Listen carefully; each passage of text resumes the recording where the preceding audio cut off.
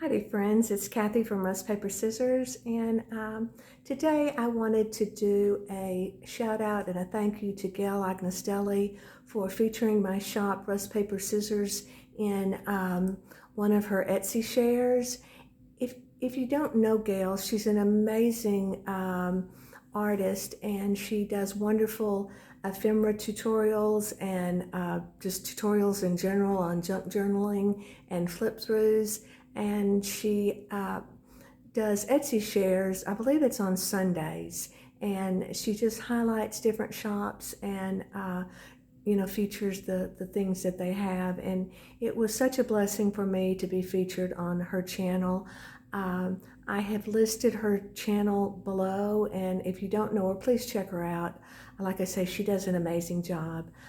Today, I wanted to do a tutorial on just using up some of your scraps. I know it's like a mountain. We get a mountain of scraps, and just how are different ways we can use them. So I have an idea that I wanted to share with y'all, and then I have a couple of new items that I wanted to talk about that are in my shop.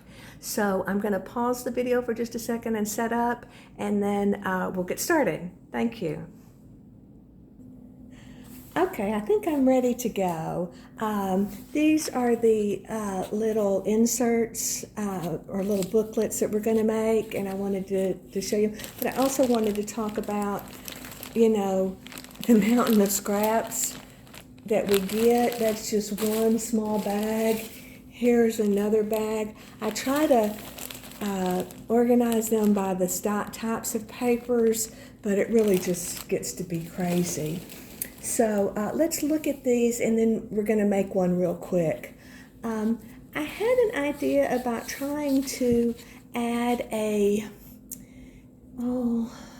it was a tin to one of my journals, but I couldn't figure out how to get it to open and lay flat. I thought about, a cutout for the tin, but I didn't know how it would work. So when I was thinking about that, I thought, well, what about just making a little journal insert? So I just took a variety of just scrap paper and put them together.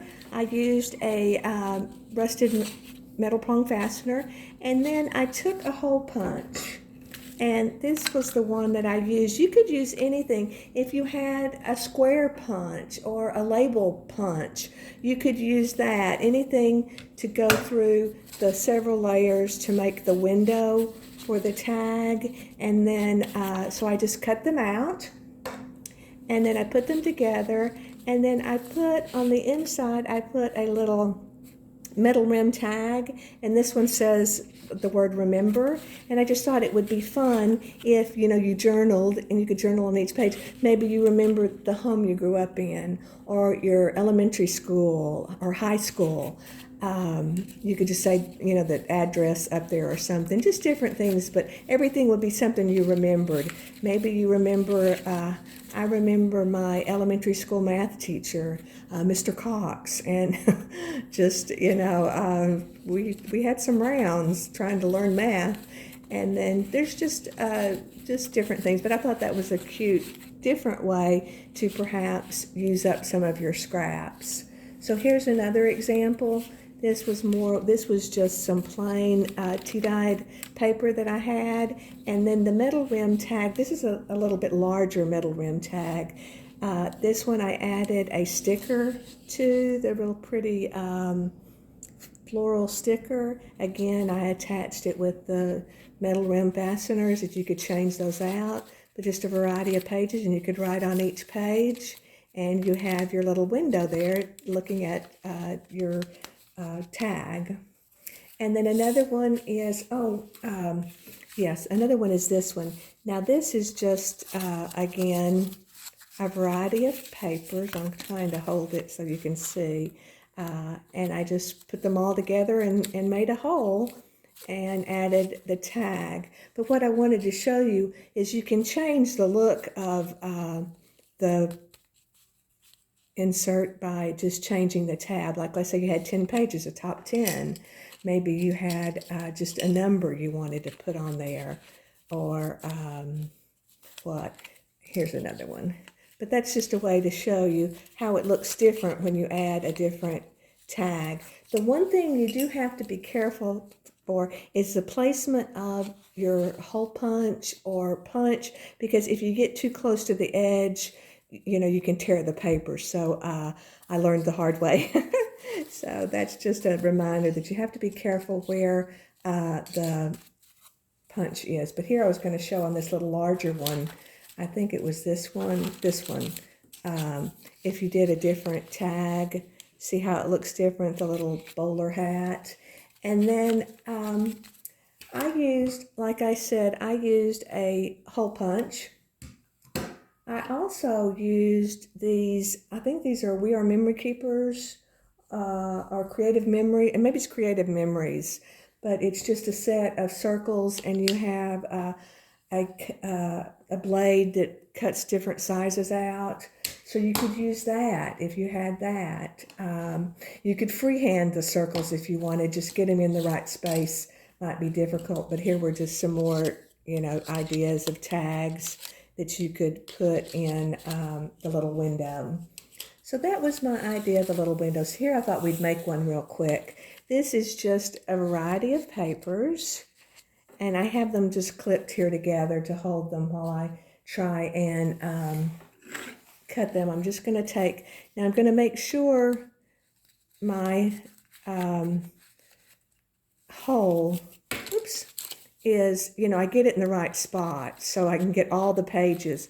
So your pages have to be, they don't have to be exactly the same width, but it helps because you're putting a hole in there and you want to have room for the hole. So, oops, there we go. So I just have it in there with them clipped together, and then I just clipped it out. Now we have our little hole. And then on this one, I thought I would connect it with brads. So let's do that. We're just going to put, I'm just going to eyeball a couple of holes for the brad, and we're just going to go there. And then we'll come over here and we'll go about there. Okay. And then these are just some rusted brads. I sell them in my shop. Sometimes you can't get them in there. And then, let's see. Okay. Okay. Oh, I'm going to have to stop the video for just 1 second. I don't have one thing. Just a moment. I'll be. Okay, so now we have our brads attached. We have our hole for our window, our papers. And then these are the little tags that I was going to pick one out of. But I just wanted to show you a variety of things. I sell these little, I call them typewriter or faux typewriter keys. But you can have them with embossed shine kind of, or you could do it plain without any of the embossing powder on there. This one is a number. I do numbers and letters. But let's do this one. And I'm just going to open this brad up and we'll hold it where it needs to be. And this one's going to be pretty tight fit. So I'm just going to hold it there. I'm going to make my hole. I'm going to put the brad back in. And there. And now we have a little tag with a little window. And there you go. So that was really the tutorial today. I mean, it's pretty simple, but I thought they were really cute, and I liked them. I don't know if I mentioned, I put this one together with rusted staples, and that's a new item that I have in my shop, and I was going to show you some in just a minute. And then again, here's the other ones that we made with the little flowers. And then this is the remember. So that's the little tutorial for that.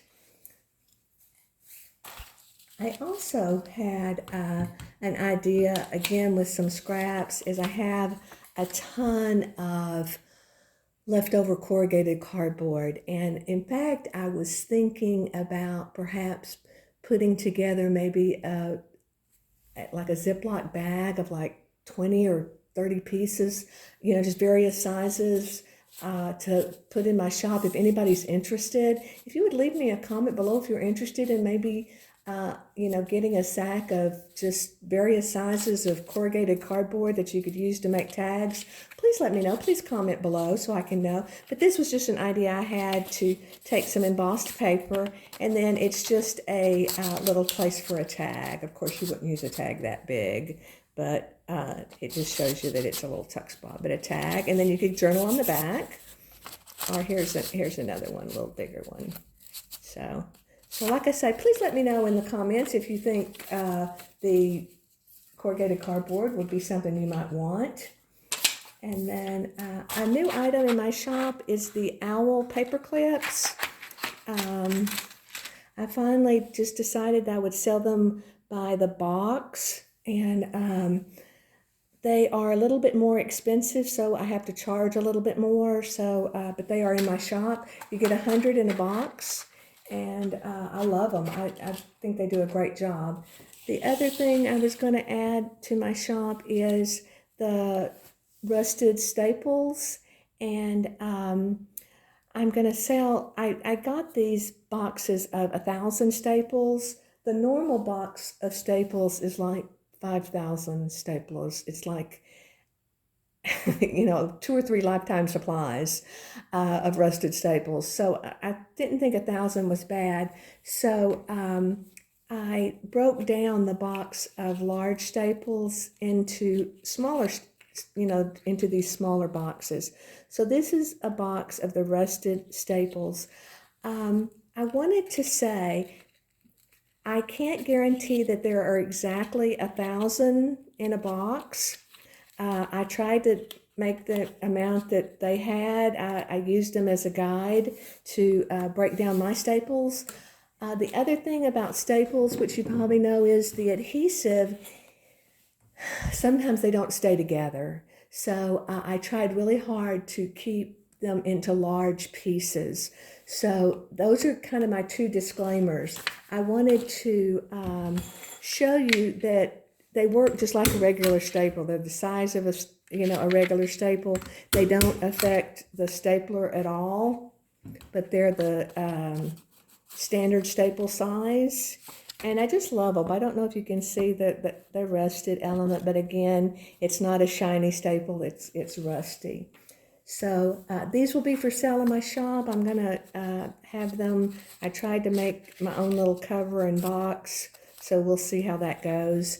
But that's all I had for today. But I just wanted to again thank Gayle and thank my customers who responded to her Etsy share. I really appreciate that.